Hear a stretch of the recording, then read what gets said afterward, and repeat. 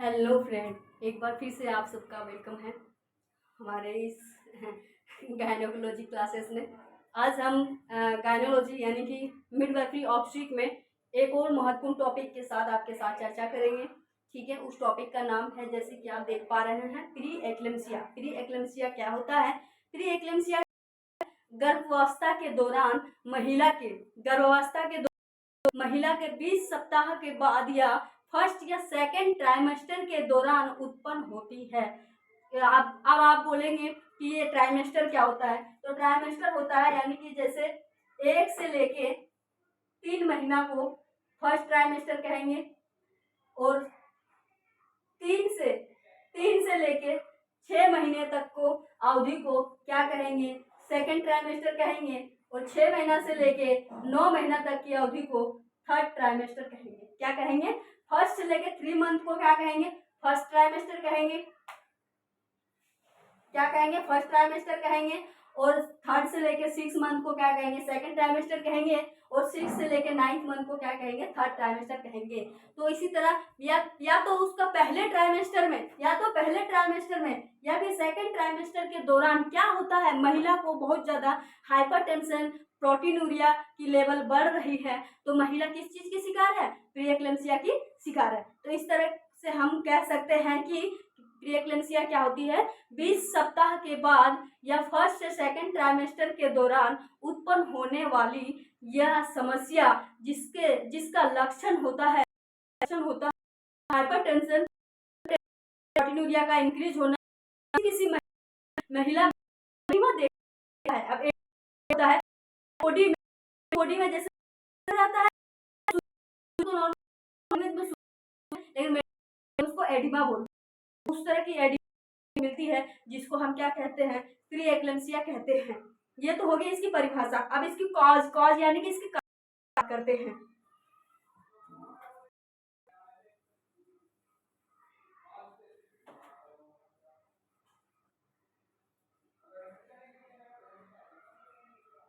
कारण क्या क्या है, क्यों होता है प्री एक्लेम्सिया? कारण क्या है? हाइपरटेंशन,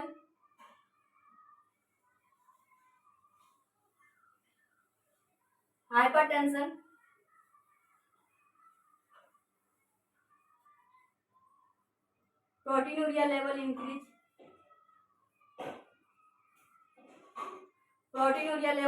अब आप बोलोगे हाइपरटेंशन क्या होता है? हाइपरटेंशन एक बीपी का वह अवस्था होता है जहां पर जाके कंट्रोल करना मुश्किल हो जाता है। क्या होता है? कंट्रोल करना मुश्किल हो जाता है। मुश्किल कैसे हो जाता है? उसमें आपको या तो किसी मेडिसिन लेना पड़ेगा या इंजेक्शन लेना पड़ेगा, तब जाके आपका क्या होगा? बीपी कंट्रोल होगा। आप नॉर्मल कंट्रोल नहीं कर सकते हैं। तो नॉर्मल बीपी हमारा कितना होता है? Normal BP 120/80 mm of Hg होता है, mm ऑफ Hg होता है। लेकिन इसमें हाइपरटेंशन में बीपी ऐसा कितना बढ़ जाता है जो महिला प्री एक्लेम्सिया का शिकार हो जाती है? तो बीपी देखो कितना बढ़ता है। बीपी हमारा 140 से 90 mm ऑफ Hg हो जाता है। कितना हो जाता है? 140 से 90 mm ऑफ Hg हो जाता है। आपको दिखाई मिल रहा है? फिर इसके बाद प्रोटीनूरिया की बात करें तो प्रोटीनूरिया कितना बढ़ जाता है? प्रोटीनूरिया 0.5 से लेकर के 10 ग्राम पर लीटर बढ़ जाता है। प्रोटीनूरिया 0.5 से लेकर 10 ग्राम पर लीटर का मतलब क्या? मतलब ये है कि महिला जितने बार यूरिन करने जाएगी पर लीटर में उसका कितना? 0.5 या फिर 10 ग्राम प्रोटीन क्या होगा? लॉस होगा। उसको बोलते हैं प्रोटीनूरिया। इतनी समझ में आई? चलो अब आगे बात करते हैं, इसकी रिस्की फैक्टर की बात करते हैं। इसकी रिस्की फैक्टर क्या है? ठीक है, सॉरी मैं एक चीज और आज बताने भूल गई थी। आज की जो ये क्लास है प्री एक्लेम्सिया वाली, ये जीएनएम 3rd ईयर और एनएम 2nd ईयर के लिए है। ठीक है, दोनों ही क्लास के छात्राएं या छात्र देख सकते हैं। छात्राएं सिर्फ एनएम में होती है, ठीक है, और छात्र जीएनएम में होता है, और छात्राएं भी होती है। तो इसके बारे में बात करते हैं। किसके बारे में? रिस्की वाले प्री एक्लेम्सिया के रिस्की फैक्टर के बारे में बात करते हैं कि ऐसा कौन कौन सा रिस्की फैक्टर है जिस वजह से हमें प्री एक्लेम्सिया हो सकती है। ठीक है,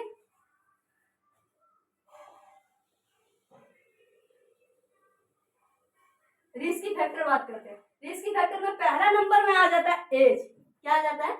एज। कितना? अगर 18 वर्ष से कम उम्र में 18 वर्ष से कम उम्र में कोई भी महिला गर्भ धारण करती है तो उसको प्रीएक्लेम्सिया होने क्या आता है? मोटापा। मोटापा को क्या बोलते हैं? ऑब्साइटी। ऑब्साइटी यानी कि मोटापा। मोटापा की वजह से भी क्या हो सकता है? सूजन आ सकता है। प्रीएक्लेम्सिया का मतलब ही होता है सूजन आना, हाइपरटेंशन हो जाना, प्रोटीनूरिया इंक्रीज हो जाना। बल्कि सबको सूजन नहीं आता है। आप किसी को सूजन देख करके आप उसको नहीं बोल सकते कि आप प्रीएक्लेम्सिया का पेशेंट है, ऐसा नहीं बोल सकते। ठीक है। इसके बाद ऑब्साइटी। ऑब्साइटी के बाद में आप बात करें तो माल न्यूट्रिशन। क्या? माल न्यूट्रिशन। माल न्यूट्रिशन का मतलब होता है कुपोषण। कुपोषण। माल न्यूट्रिशन का मतलब होता है कुपोषण। इसके बाद बात करते हैं डायबिटीज। अगर डायबिटीज का पेशेंट हो, अगर डायबिटीज का पेशेंट हो। इसके बाद बात करते हैं प्राइमी ग्रेविडा।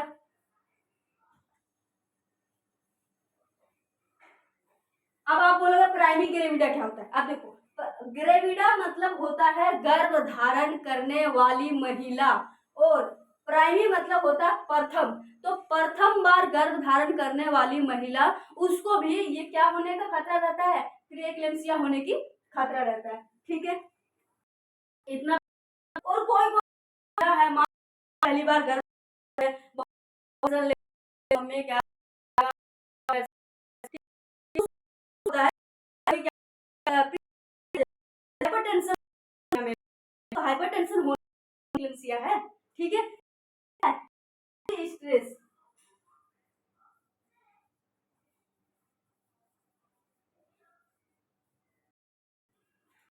Emotionally stress. ये क्या हो गया? ये आपका रिस्की फैक्टर हो गया। अगर ये सारा क्राइटेरिया अगर फील कर रहे हैं तो आपको क्या हो सकता है? इनमें से कुछ भी है तो आपको क्या हो सकता है? प्री एक्लेम्सिया होने की संभावना रहती है। ठीक है। आज की क्लास थोड़ी लंबी होने वाली है तो थोड़ा देर तक बने रहिएगा, जल्दी खत्म नहीं होगा क्योंकि ये थोड़ा बड़ा और बहुत ही अच्छा टॉपिक है। आपके एग्जाम में आता ही आता है, 15 नंबर में आता है। एएनएम में 15 नंबर में आता है, और जीएनएम का तो मुझे अभी फिलहाल पता नहीं कि कितने नंबर में आता होगा। ठीक है, तो आगे हम इसकी बात करते हैं, क्लिनिकल फ्यूचर की बात करते हैं। रिस्की फैक्टर के बाद में किसकी बात करते हैं? क्लिनिकल फ्यूचर की बात करते हैं। किसकी बात करते हैं? क्लिनिकल फ्यूचर की। प्रीएक्लेम्सिया में किसकी? क्लिनिकल फ्यूचर की।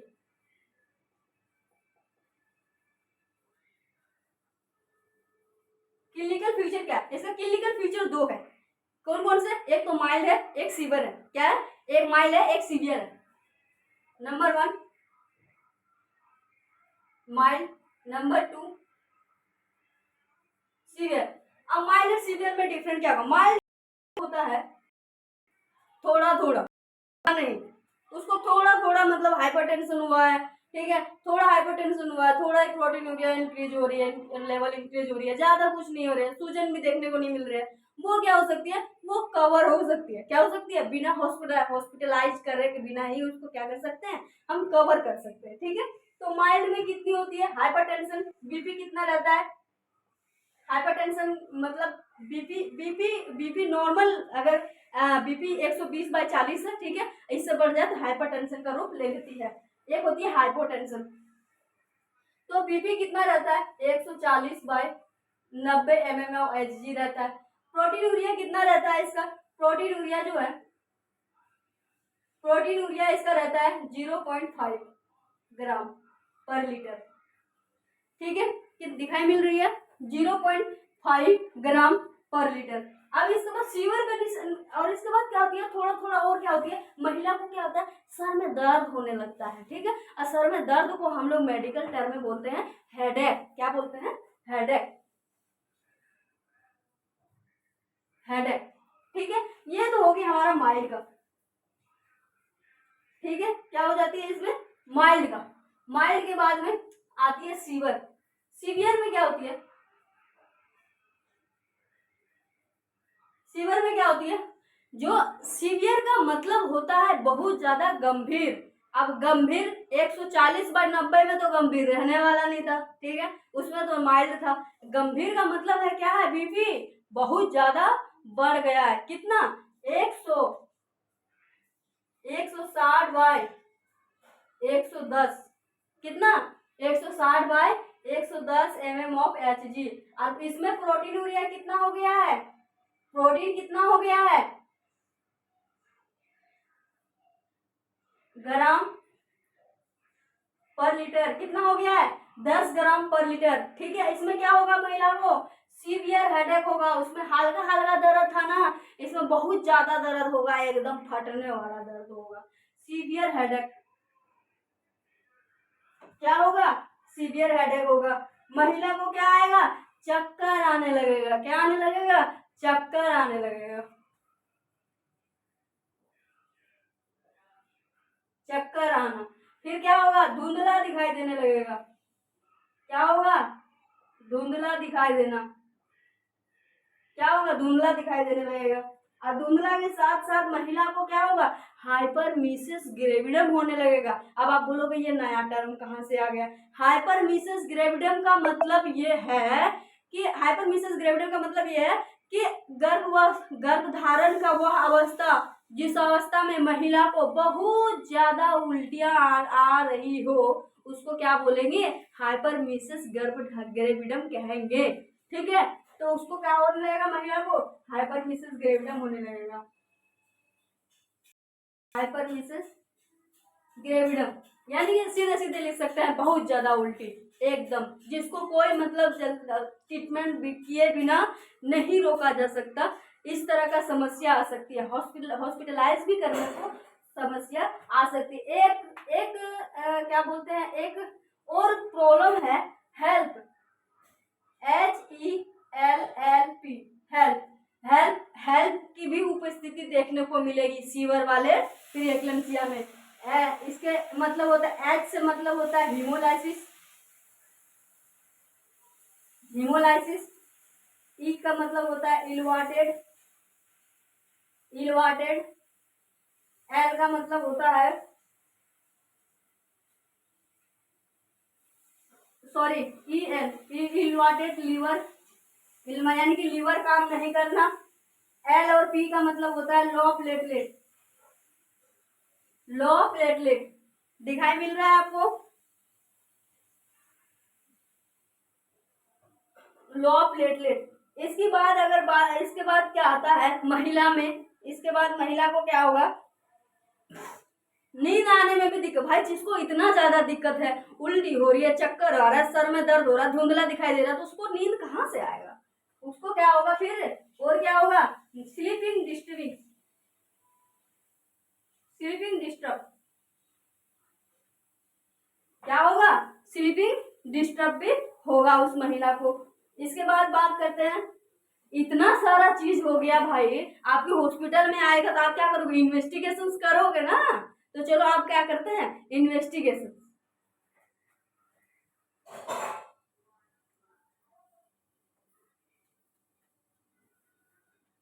अब क्या करेंगे, इन्वेस्टिगेशन करेंगे।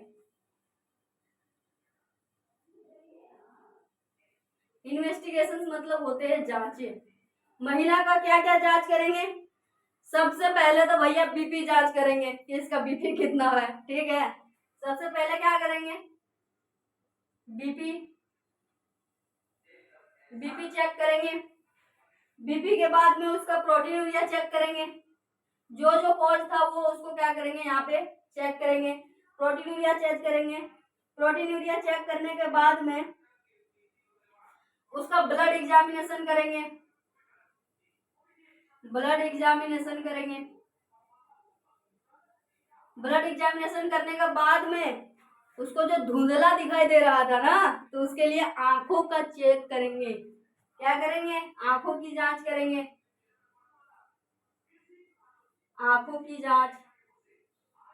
आंखों की जांच के बाद में उसका और क्या करेंगे, HB लेवल टेस्ट करेंगे कि महिला में खून है कि नहीं है, HB लेवल टेस्ट करेंगे। क्या करेंगे, HB लेवल टेस्ट करेंगे। इसके बाद क्या करेंगे, टीएलसी डीएलसी टेस्ट करेंगे, टीएलसी डीएलसी टेस्ट करेंगे। टीएलसी का मतलब होता है total leucocyte, leucocyte count, total leucocyte count. Leucocyte का मतलब होता है व्हाइट ब्लड सेल। अगर व्हाइट ब्लड सेल क्या काम करता है, हमारा प्रतिरक्षा का क्या काम करता है, प्रतिरक्षा का काम करता है। कोई आए तोड़ फोड़ भगा उसे, ठीक है, उसका टीएलसी मजबूत है या नहीं है, टोटल ल्यूकोसाइट काउंट। टीएलसी का मतलब टोटल ल्यूकोसाइट काउंट, और डीएलसी का मतलब होता है, डीएलसी का मतलब होता है डिफरेंशियल ल्यूकोसाइट काउंट। डीएलसी का मतलब क्या होता है, डिफरेंशियल मतलब कुछ अलग ल्यूकोसाइट काउंट, ठीक है, कुछ अलग, डिफरेंशियल, डिफरेंशियल ल्यूकोसाइट काउंट, ठीक है, ये करेंगे। इसके बाद क्या करेंगे, उसमें हेल्प वाले सिंडम में एलवाटेड लीवर आ रहा था ना कि कुछ काम नहीं कर रहा, खराब हो गया, किडनी पे पड़ा, ठीक है, तो क्या करेंगे, लीवर टेस्ट करेंगे। लीवर टेस्ट में क्या करेंगे, एलएफटी करेंगे। क्या करेंगे, एलएफटी करेंगे।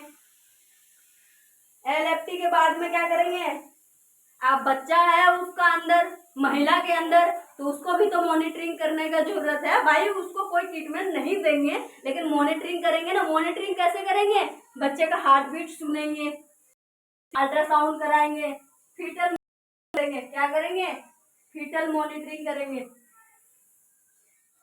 दिखाई मिल रहा है, एक बार आप देखो जो अच्छे से,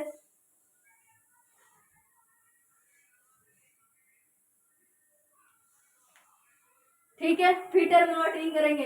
अब इसके बाद में ये सारा चीज हो गया, जांच हो गया।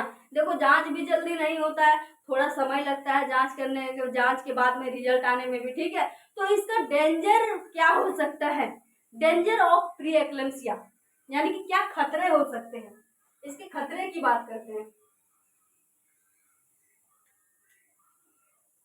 खतरे, डेंजर ऑफ प्री एक्लेम्सिया, क्या, danger of pre eclampsia, danger of pre eclampsia. Danger में क्या हो सकता है, सबसे पहले एपीएच हो सकता है। क्या हो सकता है, एपीएच। एपीएच का मतलब होता है एंटी पार्टम हेमरेज। अब आप बोलोगे कि एंटी पार्टम हेमरेज क्या होता है, जो एपीएच है ना, 28 सप्ताह से पूर्व होने वाला रक्त स्राव को क्या कहते हैं, एपीएच कहते हैं। यानी कि कोई महिला है, कोई गर्भवती महिला है, ठीक है, उसने क्या किया, गर्भ धारण किया है, 28 सप्ताह पार नहीं हुआ, ठीक है, उसके पहले ही क्या हुआ, उससे ब्लीडिंग होने लगा, यानी कि मिसकैरेज भी नहीं कह सकते हैं एक प्रकार से, कभी कभी क्या होता है ब्लीडिंग होने लगता है, मिसकैरेज आता है, मिसकैरेज का ही उसमें आता है, गिना जाता है, लेकिन मिसकैरेज नहीं कह सकते, तो उसको क्या कहते हैं, एंटीपार्टम हेमरेज कहते हैं। क्या कहते हैं, एंटीपार्टम हेमरेज भी महिला को हो सकता है। मान लो इतनी सारी समस्या है तो एंटीपार्टम यानी कि एपीएच भी हो सकता है। इसके बाद क्या हो सकता है महिला को, blood vision, blood vision, blood vision, यानी कि उसको धुंधला दिखाई देगा। क्या दिखाई देगा, धुंधला दिखाई देगा, सही क्लियर नहीं दिखाई देगा, ठीक है। इसके बाद बात करते हैं, ओलिगोउरिया हो सकती है। क्या हो सकती है, ओलिगोउरिया हो सकती है, ओलिगोउरिया हो सकती है। ओलिगोउरिया क्या होता है, अच्छा, एक तो होती है एनीयूरिया, ओलिगो ओलिगोउरिया, देखो ओली बात करते हैं, ठीक है, कहाँ लिखे, चलो यही लिख देते हैं। एनीयूरिया, एनीयूरिया क्या होती है, 100 से कम प्रतिदिन, एनीयूरिया। ओलिगोउरिया में क्या होता है, 100 से लेकर 400 लीटर प्रतिदिन, सॉरी ग्राम, मिलीलीटर, मिलीलीटर, मिलीलीटर प्रतिदिन, ओलिगोउरिया, ठीक है। और पोलीउरिया में क्या होती है, 2000 से लेके 3000 के बीच में मिलीलीटर बाथरूम का आना क्या कहलाता है? पोलियूरिया कहलाता है। अगर आप लोगों को किसी को हो तो जरूर दिखा लें, ठीक है। इसके बाद क्या आता है? एक्विट रेनल फेलियर हो सकता है। एक्विट रेनल फेलियर हो सकता है। क्या हो सकता है? Equity renal. एक्विट माने एकदम तुरंत, कोई देरी नहीं। एक्विट रेनल की किडनी है। अरे जो बाथरूम जिसका पोली आएगा किडनी फेल ना होगा भाई, ठीक है। इसके बाद होता है प्रीटर्म लेबर हो सकती है। क्या हो सकती है? अगर महिला का सेकंड थर्ड ट्राइमेस्टर में ऐसा हुआ है तो क्या हो सकता है?